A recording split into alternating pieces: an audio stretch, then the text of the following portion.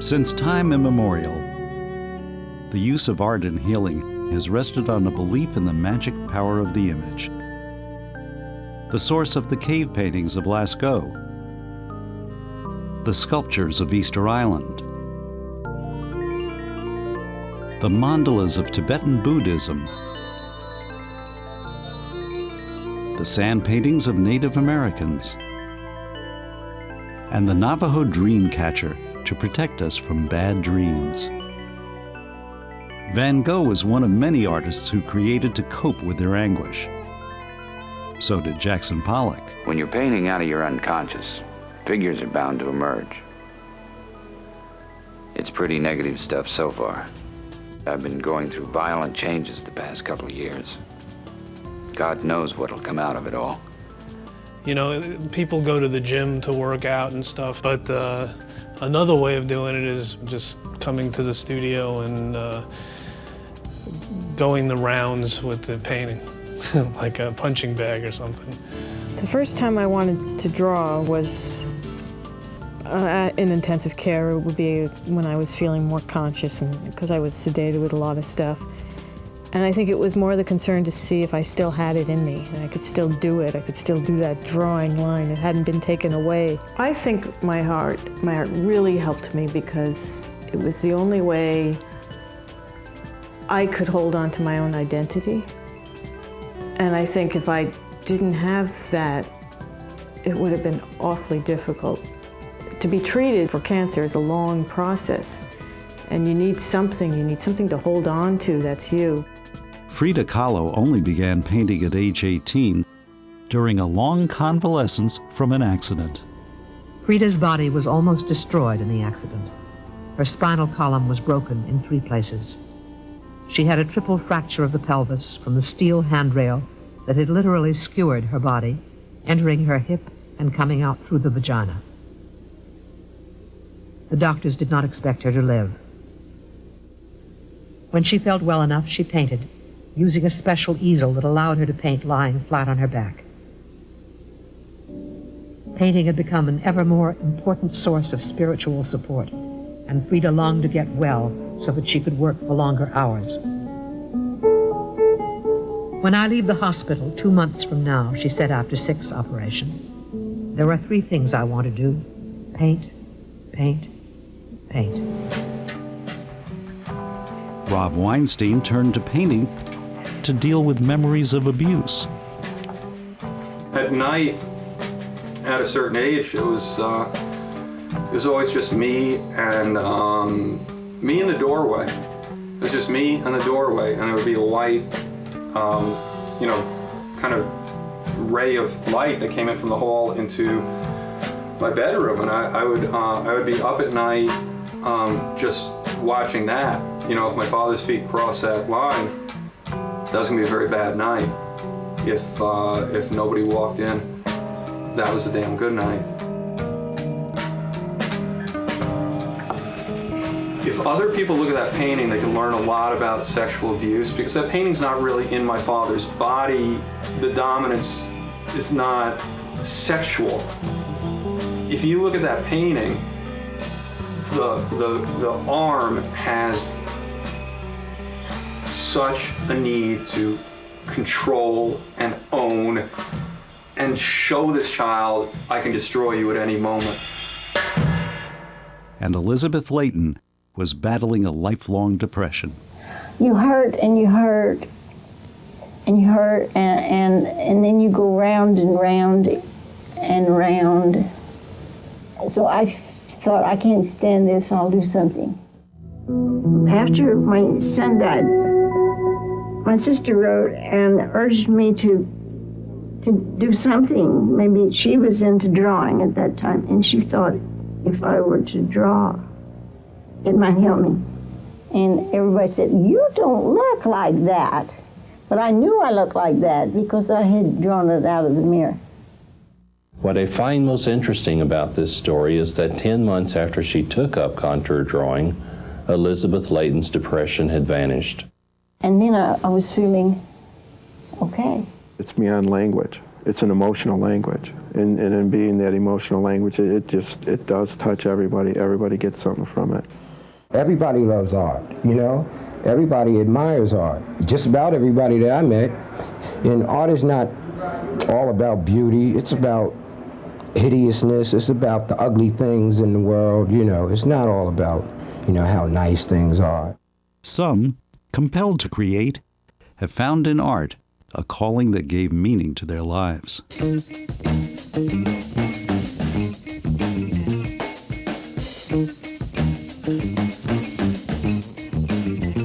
Express yourself.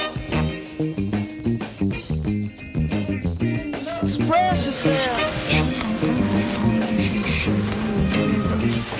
You don't never need help from nobody else. All you got to do now, express yourself.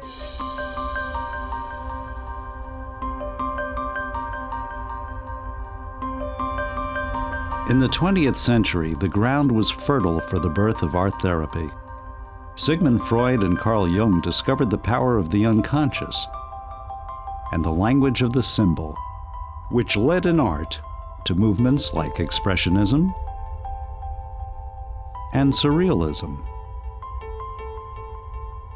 Psychiatrists like Irene Jakob became interested in the spontaneous artwork of the mentally ill, like that of Adolf Wolfli, who was so violent that he had to be isolated from other patients.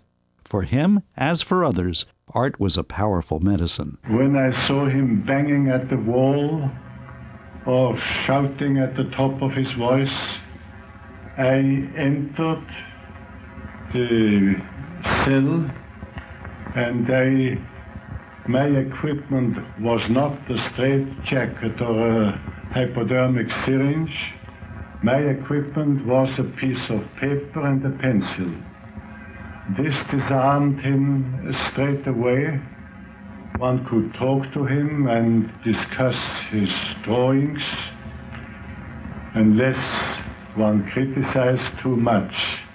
Some psychiatrists began to supply art materials to their patients, like Harry Wilmer. As you know, we issue each patient an art kit when they come, and they're encouraged to paint at any time, and all the time. It's to use whatever media they have and to express their inner world of hallucinations or delusions or visions or just dreams or whatever they want. Others invited artists to set up studios in the hospital. The Netherland Hospital, Coulsdon, Surrey, is where Edward Adamson was the first in this country to start art therapy classes for mental patients.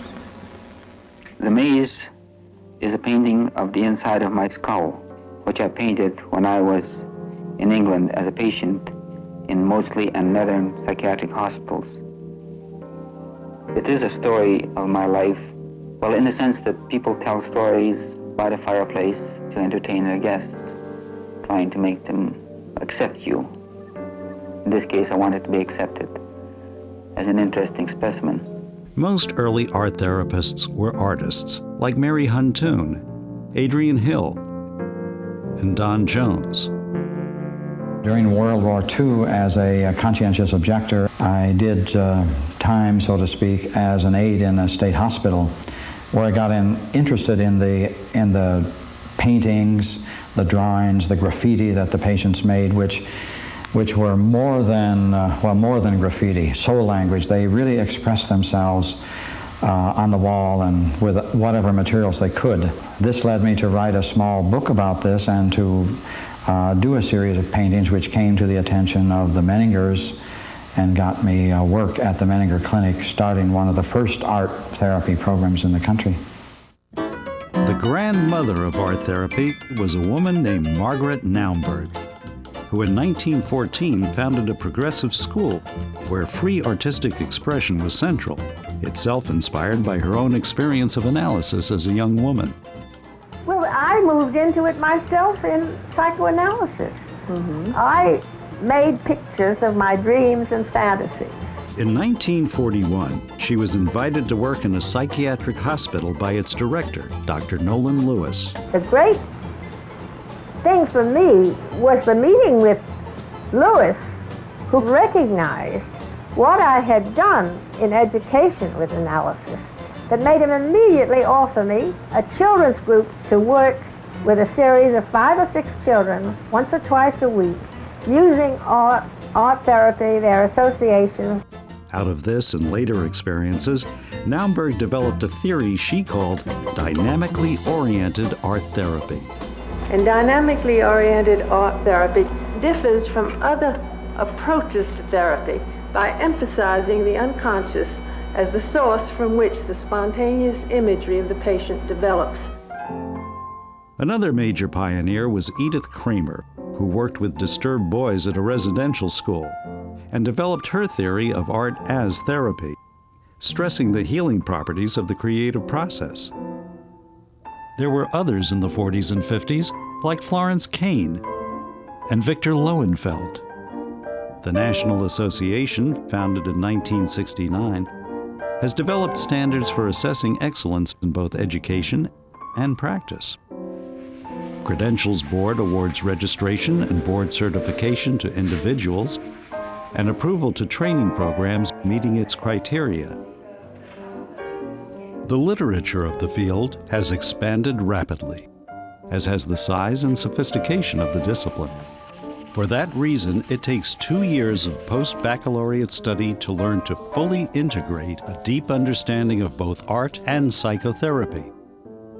Training programs generally include lectures, case presentations, workshops, hundreds of hours of supervised clinical work, and treatment planning in collaboration with other professionals. He's become much more relaxed. Since he knows now, he's at college.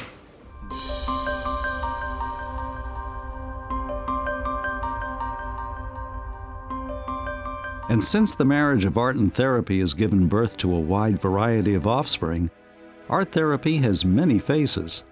In work which is true to both art and therapy, people are helped to find, to know, and to accept the true self, which may be hidden within, behind the masks they wear. It lets you let me let out what I was mad at and stuff like that. What were you mad at? Just being in the hospital, period.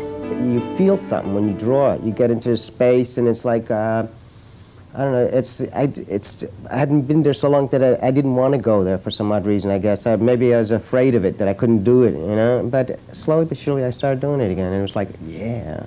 Well, 94 years old, what are you going to do? It made me feel young. Because I didn't think I could move these old shoulders like that. She says to me, I want you to draw trees. Let's find them well. And then she says, I want you to draw every tree in the Bronx. I caught on to what she was doing. What she was doing was rebirth. That tree was what brought new life to me. The tree in springtime with the little buds coming out is a symbol for new life, a new year, new everything. I could tell you things cognitively in my head, but when I began to see things on paper, I began to experience the things that I had been avoiding. And art was a way of, there it is, it's just right in front of me. And you're still here, you mean in art therapy, or you mean in general? In life. I'm still here. So, you know, because every time I come here, I come up and do a painting, right? Yeah. So, it's sort of neat to be able to have something besides coming back for treatments, coming back for follow-ups and all that kind of thing. And that's what art therapy means to me. Oh, there it is. What a beautiful name. What makes the art therapy experience be as valuable as it is the presence of the therapist. It's the therapist who creates the atmosphere of trust, of safety, and who helps the child and the parent do more of the work of exploring what it is that's being expressed through the artwork. When the kids are finally expressing some deep feelings through their artwork, and what we try to do is get them at some point to feel comfortable talking about their artwork and the feelings that are behind that. I draw whatever I pretty much want to, but it's most effective when I'm mad. I guess that I'm artistic and that I can do some really good artwork, and sometimes that I can be really evil. Do you feel evil? At times. Sometimes I feel like breaking all the windows in the world, but I don't do it. But now, I think I'm a lot better. I'm different. Now if I do art, that's my drug, and that makes me feel better. Is doesn't die nachfahren, fast das ganze Gericht ausführen. Indeed, art therapy always includes both doing and reflecting, always with the eyes, often with words. There's a time to just be playful, to let the critic be silent or absent, and then a time to really think about what it is we've created and find the meaning, find the association, find the usefulness.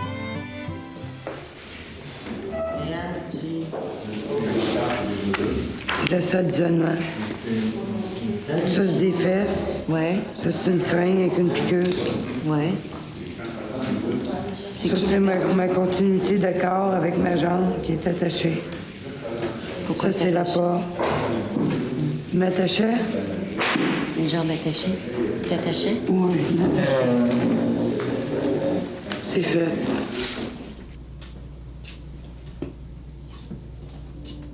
A major problem I have is bottling up anger and not having words for the anger.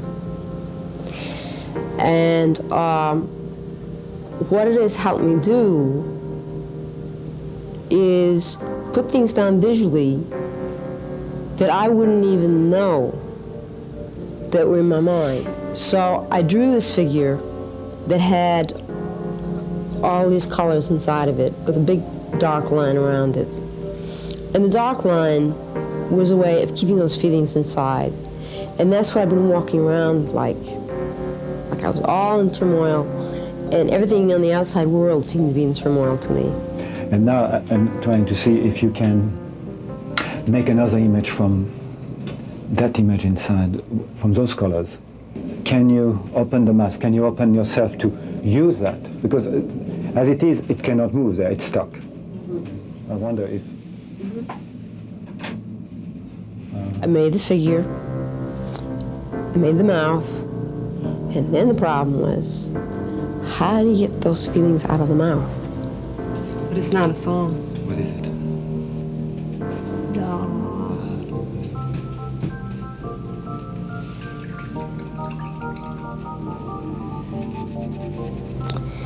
And so I started putting in colors.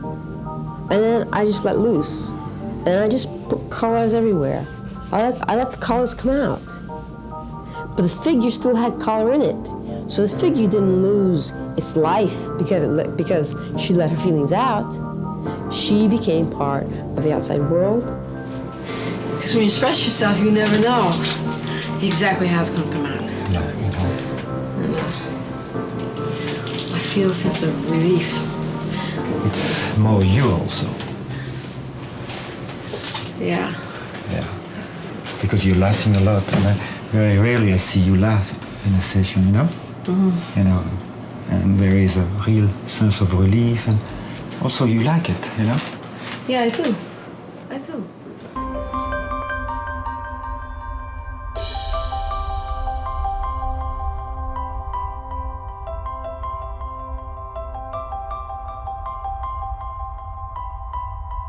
Because art therapists are artists as well as therapists, they know about creating an environment where authentic work is possible. They also know about materials and ways of using them, so they can help people say what they need to with all kinds of media. But let me tell you what we have here for you to use, so you'll be able to make your own choice. I have beautiful black markers, nice slick ones. I've got very super thin, I've got really fat 6 months. Put some more on and you can rub it together if you want. Avec cette couleur. Il y a ça qui est couleur de brique un petit peu, qui pourrait être intéressant. Qu'est-ce que tu penses de ça?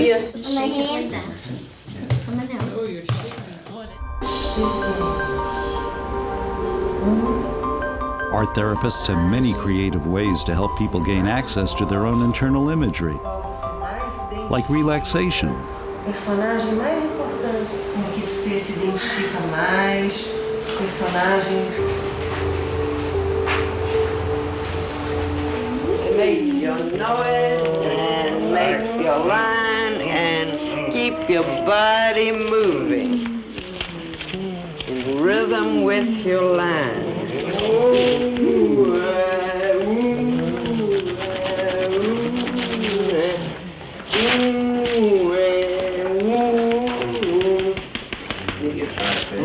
This sort of thing is not only a loosening up, it's finding your own vocabulary of expression.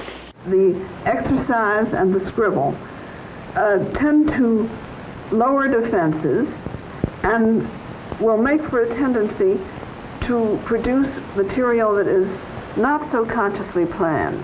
What I want you to do is take one of your ideas, whichever idea looks the most interesting to you, and make a picture right on there that develops that idea.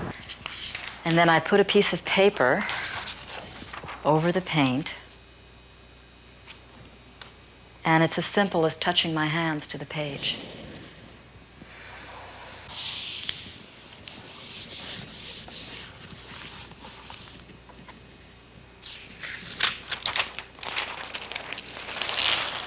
The task may be free or specific, depending on the needs of the particular situation.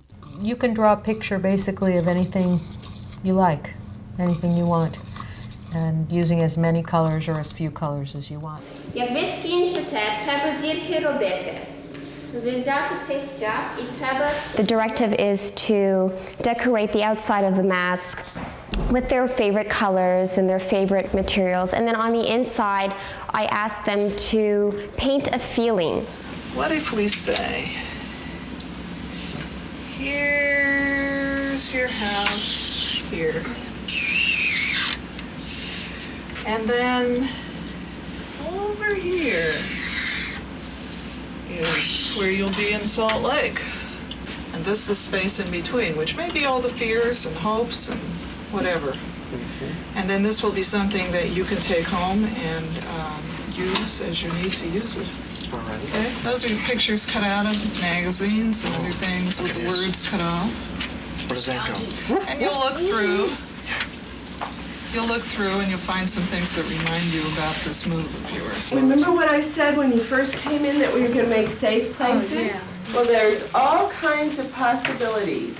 You can make your safe place have doors or windows. I will help you make it if you just have to kind of decide which thing you want to make it out of.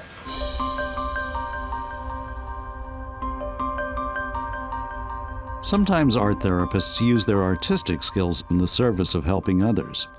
See what you can do so they won't kind of cave in. You want it round or you want it flat? Flat. Okay. કામ કર્યા પછી પણ જેટલું ઝડપથી શ્વાસ ઉપર આવીશ તેટલું ઝડપથી રિલેક્સ થવાની તક મળશે. Very good. Well controlled.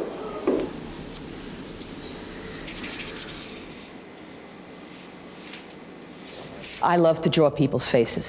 And when the students reach like a creative block, I'll say, well, you don't have to work, let me draw you.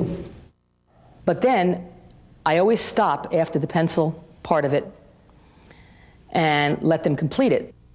The drawing of the pictures is a way that I get to touch them without touching them. It's very intimate attention when you draw someone.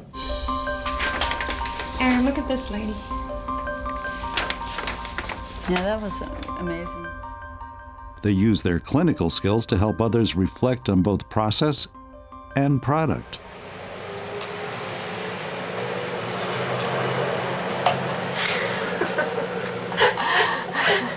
That's what I felt. Okay. Boxed in. I'm going to ask you to repeat that motion. Do it again. Do it again. So when you're doing that, you know, and you're smashing the box, what do you think of? I don't know. I'm just drawing the line. I'm setting it straight. I'm putting my foot down. Something I don't do that much. The three-legged dancer. What is she dancing? What is she dancing? It's a very lyrical dance. It's a very wave-like, and happy Irish. How does an Irish dance? Well, you know, it's very like, I said Irish because it's like, I don't know, Israeli! It's Israeli. Irish is real. Have you thought about a title?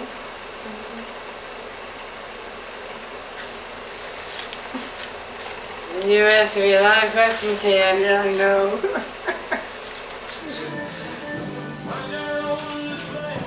What do you think of it, Jen?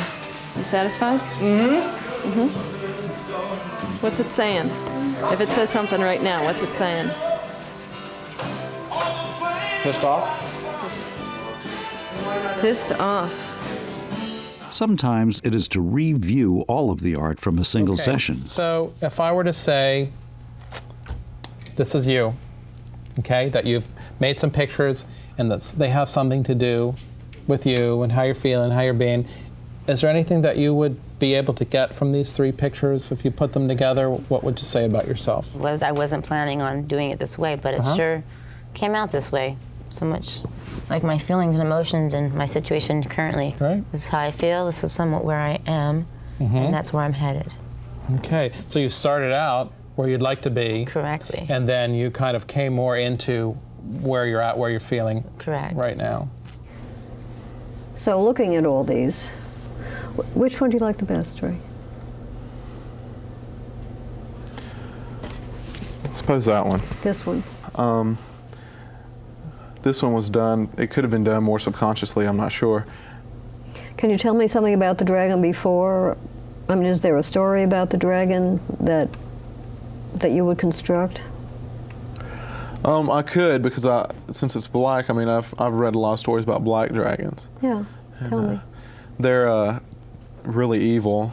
They don't like people. They don't care for people. They're, like I said, very destructive. Sometimes it's to review art done over a period of time. To have gotten out of art therapy. Well, art is self-expression. That's, you know. And self-expression. What kind of emotion do you think this person is expressing? God help me, or help me please. Take a look at all the dreams and all the drawings and see if you notice anything changing about them. Well, I think in the beginning it seems more like he's very far away from me. If he could say something to you in this drawing, with his intensity, what would he say to you now? I don't know. I think he would just, say that I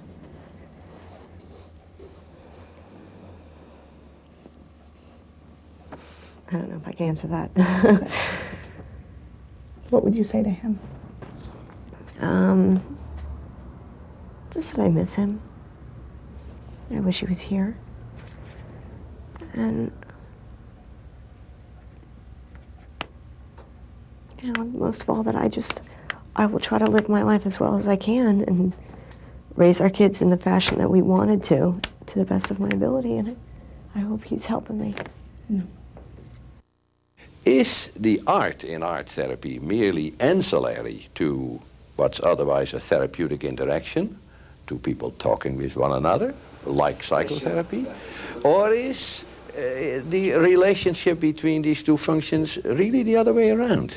Is the therapy in the doing of the art, in the work, with a tutor and so forth, but with a form of interaction that is very carefully calibrated by a knowledgeable art therapist who is also a good psychotherapist?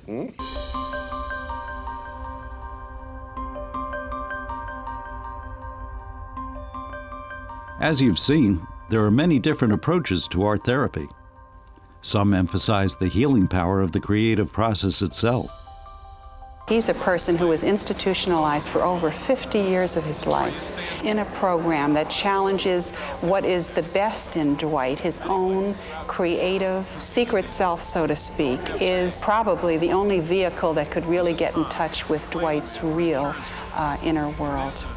Some emphasize art as a tool in psychotherapy, and both are done with a variety of orientations. I'm seeing your hands and your rainbow. What were you thinking when you represented yourself that way? Well, the rainbow was supposed to be happiness again. And one hand was reaching toward happiness, and the other one was holding the other hand back. This is the blocking hand? Yeah. And this one's reaching? Mm-hmm. And that's all part of you? Yeah. A part of you that gets in the way of another part of you? Hopefully that one hand will get out of the way. Feel the sand, see how it feels. Today we're working with sand play, which is another great way of contacting the unconscious. It feels like a breast or a belly or something. Clay is primordial. It's matter, earth. Like drawing, painting, and the sand tray experience, working in clay can bring images from the unconscious into a physical form that can be then consciously explored. So this is something like a butterfly that has got some antenna out to do what? Well, in other words, that's how I receive my signals, you know, that I get everything. But then I said, you know, you can't do a butterfly because butterflies are always free. So I, you know, put the blue in, you know, keep my feet on the ground, you know. So I'm a butterfly with my feet on the ground. Gently close your eyes like a baby going to sleep, just a little bit at a time. Do that for just a few minutes, and your hands will inevitably form some sort of an image. Don't try to create an image. Let the image emerge. If no image emerges, that's all right, too. But I feel good with it. Yeah. I fit it. It's like I belong there. Did you say I fit me? I fit me, yeah. We want to make sure that we have absolutely everything that had happened to you in that day. So we start off then. My mother come in after that. Oh, your mother came in after your grandmother? No, after my father took my dress off. Oh, okay. So then there's another picture that we need to have in here. So if you'd go ahead and do that of your mother coming in. I don't know what to draw. Well, just let your hand remember. So we've taken all your pictures and we've put them up on the board here in chronological order. What I'm going to do is represent this to you, and your job is to help me remember any details that I forget. Since human beings naturally express themselves in more than one modality, and since art often leads to spontaneous drama, many therapists use more than one art form in their work, like creating and using puppets. I'm Joe. I'm your worst nightmare. I'm a drug dealer, the kingpin. Want some drugs? Huh? Try some. You'll like it. all over the thing. All over the person who's showing me the green person? This is kind of fun. This chalk is really big. I think the witch will like them so much that the witch will want to be our friends and won't chase us anymore. Would that be good? Yeah. Okay. Can you take the cookies to I hate cookies. Well, this is the four bigger members of the family going around holding each other up.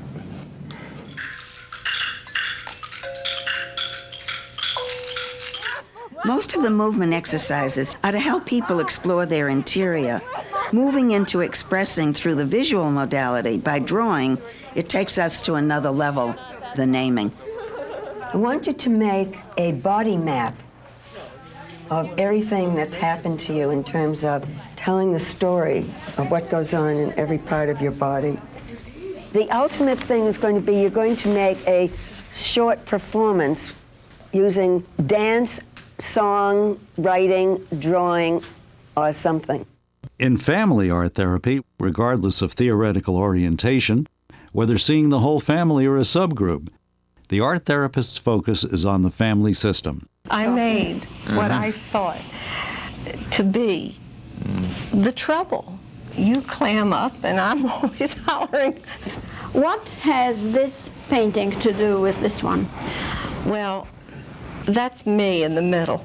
And that's you and that's my mother. You scream at me in silence. You put me down and make you feel so little? Yes. She's your mom. You can do anything you want with your picture of her. Okay. Whoops, there we go. So she was respectful of your feelings while you were married. But she tried to be. She would give me her opinion when I would ask for it sometimes, and sometimes she would give it to me without asking. Similarly, in group art therapy, whether members work independently or jointly, the art therapist's focus is on the dynamics of the group. You remember in the beginning, me and you were drawing weapons against each other? Yeah. Right? Yeah. Then I started coming out with these new wild ideas, and you felt like you couldn't come up with another idea. That is not. I beg your pardon. I've showed them some of my weapons to counteract yours, right? And I've admitted that you've neutralized some of my weapons, which explains my newer developments. Now, I've been working on different weapon systems. You just haven't been paying attention. Suddenly now you've got a fund of 6 colors to work with. And 2 things you gotta do. I get to use my partner's colors inside my shape. And between the 6 of our colors, we're gonna start to blend around. Exactly. We're gonna start to build bridges or make connection between our shapes. We can talk to each other, we can just start to draw. But now we've got these 6 colors. The only thing is, don't enter somebody's own personal space. That's what you're in charge of.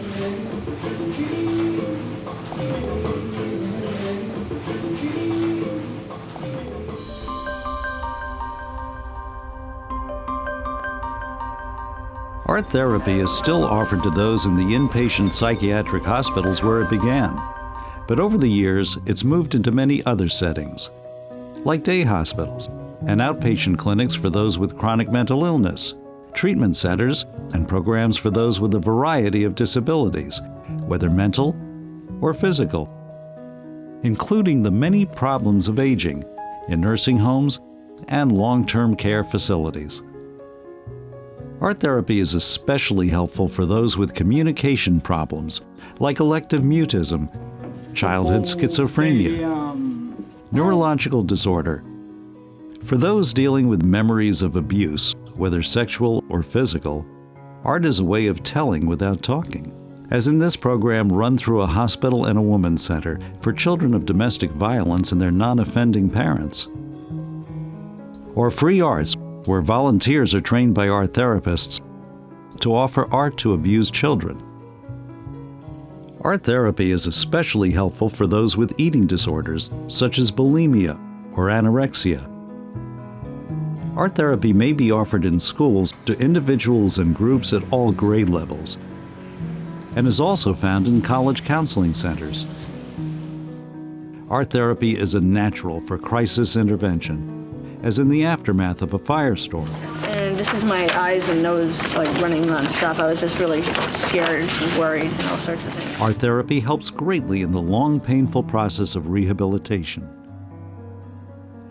Art has indeed entered medicine, where art therapy helps people of all ages to cope with the psychological aspects of diseases like AIDS and cancer. Isn't it funny? I didn't even know it felt like this. Memorials are one way to deal with grief, like this sculpture dedicated to the victims of 9/11. Art therapy helps people cope with loss in places like clinics and hospices. Art therapy is also found in prisons, where inmates may work in a group or in their cells. In many ways, art therapy has moved from the clinic to the community. Sometimes storefront settings like Amanda's Easel. and Art Street, an open studio for the homeless. Occasionally, art therapy is really out in the open. Like this program in a courtyard, where developmentally disabled adults collaborate with artists, supervised by an art therapist.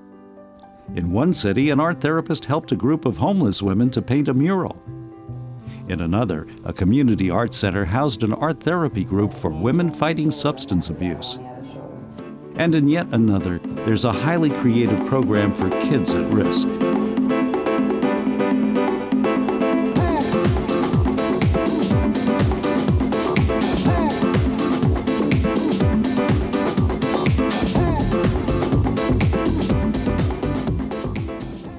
Art therapy has even entered cyberspace with a computer program designed for a group of homebound adults. And as you've already seen, art therapy can be found all over the world. Art is, after all, a universal language.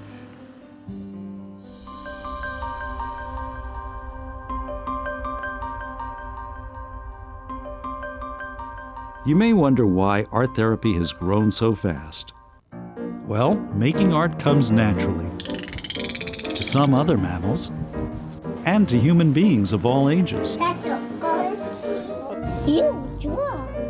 Art engages the whole person, not only the mind and the heart, but the body and the senses as well.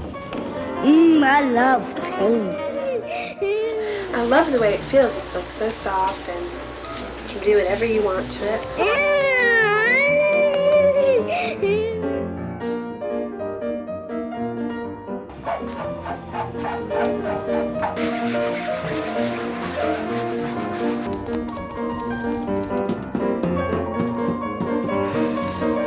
Art allows for a safe kind of aggression and regression.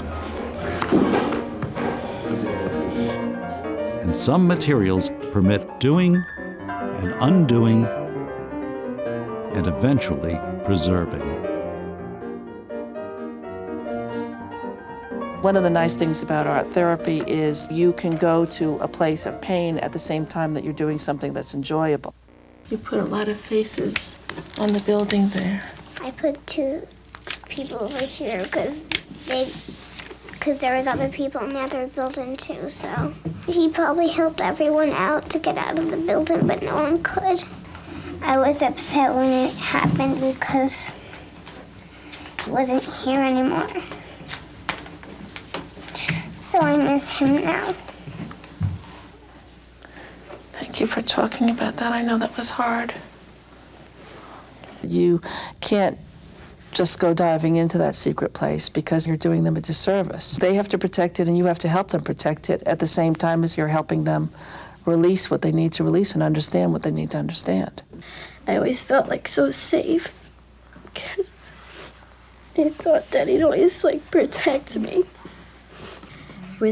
Without my dad, sometimes I feel, less secure because I don't really have like a man around really anymore. You can see that I have more in here than I do outside because I don't tell people a lot of things. It's like I'd rather kind of keep it to myself. Oh, jeez. This just shows how deep inside her, and I had no, jeez. She's hurting really inside. She's in a lot of pain. Roger kept referring to how it was so wonderful for him to have an outlet to talk about things. Much of the time, Roger and I don't talk. But the only words we have for that, how do you say, it was so nice to draw at you. It was so nice to sculpt at you. We don't say that, so they say it was so nice to talk about this. We didn't talk, but they communicated loud and clear.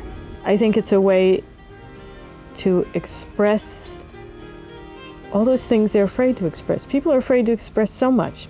Fear, pain, loneliness, embarrassment, all sorts of things that no one else can have any idea of, and they can put that into art. You can choose a face or a person or a symbol to represent yourself.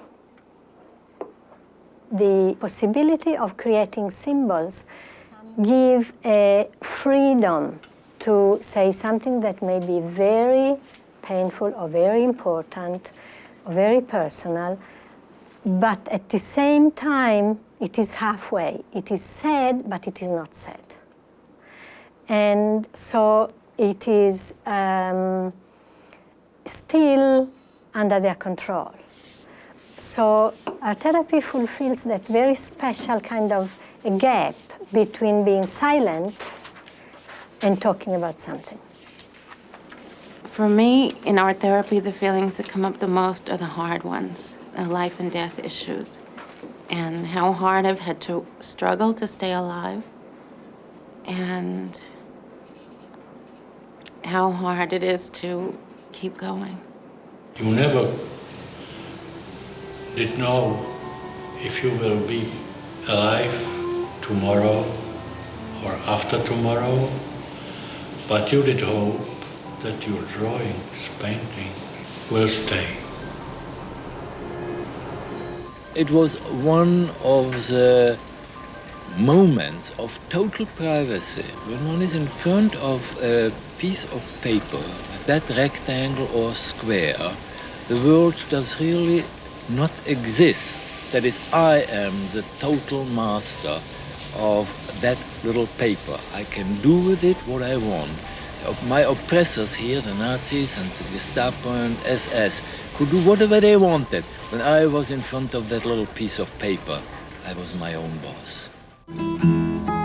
When I first started, I was 3 years old. If I couldn't paint, I'd just be lost. I don't believe I'd live long. I believe I'd just die.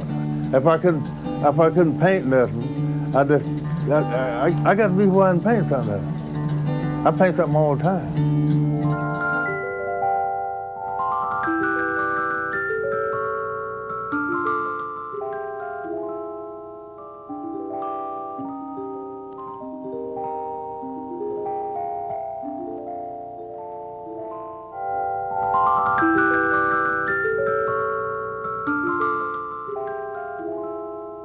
Pretty good ideas, I'd say. I bet they are.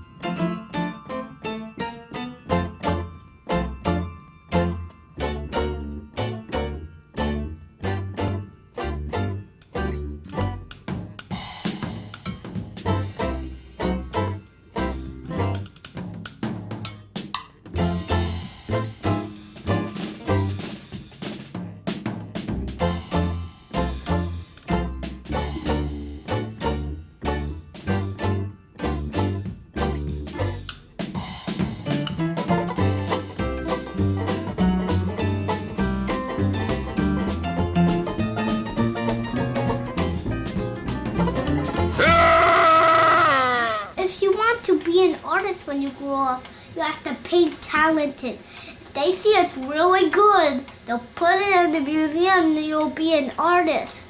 Hey, is that how you get to be an artist? But if you lose, you have to pick another job.